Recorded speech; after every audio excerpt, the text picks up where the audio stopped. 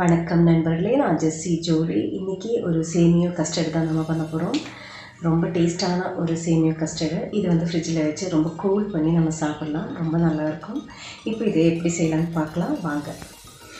கொஞ்சம் நெய் போட்டுடலாம். நெய் போட்டுட்டு நம்ம வந்து சேமியாவை வந்து நல்லா வணக்கிக்கலாம் நெய்யில்.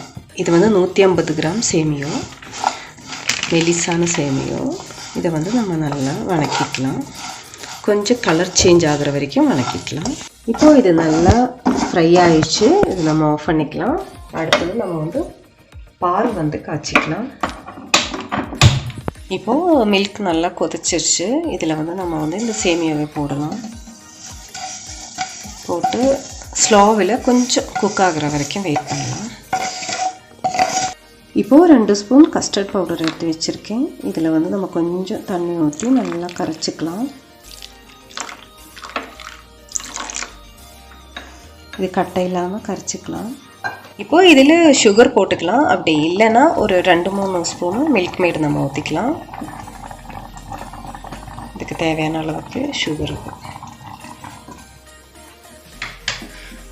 அதுக்கப்புறம் வந்துட்டு நம்ம இந்த கரைச்சி வச்சது, கட்டை இல்லாமல் கரைச்சி வச்ச கஸ்டர்ட் பவுடர் நம்ம இதில் ஊற்றிக்கலாம். இனி நம்ம வந்து நல்லா கலக்கிக்கிட்டே இருக்கணும்.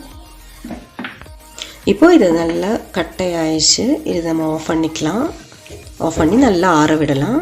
ஆறுனதுக்கப்புறம் நம்ம வந்து ஃப்ரிட்ஜில் வச்சு நம்ம நல்லா டெக்கரேட் பண்ணி யூஸ் பண்ணிக்கலாம்.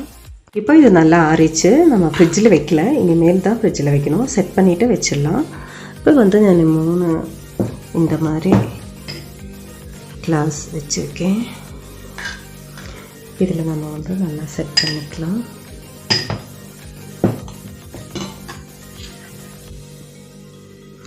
சப்ஜா விதை வந்து நான் தண்ணியில் போட்டு வச்சுருக்கேன். அது நம்ம இதில் ஊற்றிடலாம். Second layer. ஃபஸ்ட் லேயர் வந்து நம்ம சேமியா போட்டாச்சு. செகண்ட் லேயரு இது போட்டுக்கலாம். தேர்டு வந்து போமோகிரானேட் போட்டுக்கலாம்.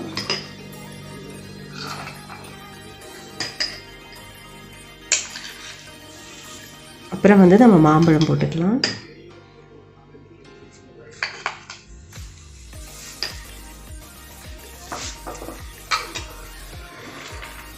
அப்புறம் வந்து கேஷ்நட்டு, பாதாம் நான் கட் பண்ணி வச்சுருக்கேன்.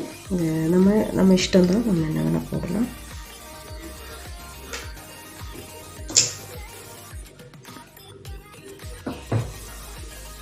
அதுக்கு மேலே நம்ம வந்து ஒரு செர்ரி வச்சுக்கலாம்.